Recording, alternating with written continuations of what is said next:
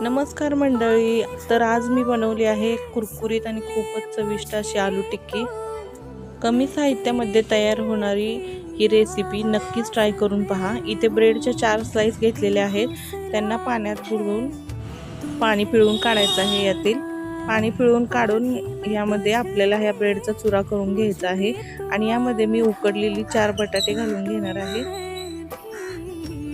बटाटे घालून घेतलेले आहेत, हिरव्या मिरचीचे तुकडे घातले आहेत, बारीक चिरलेले एक कांदा घालून घेणार आहे, थोडंसं कॉर्नफ्लॉवर घातलेलं आहे आणि मसाले इथे धने पावडर, लाल तिखट, गरम मसाला, चवीनुसार मीठ हे सर्व छान असं आपल्याला हाताने मिक्स करून घ्यायचे आहे आणि याचा अशा पद्धतीने डो बनवून घ्यायचा।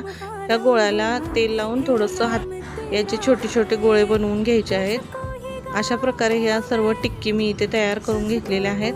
आता या तळण्यासाठी पॅन मध्ये 1 चमचा तेल घालून घेऊया आणि या तेलामध्ये ह्या सर्व टिक्की छान अशा कुरकुरीत होईपर्यंत तळून घेऊया।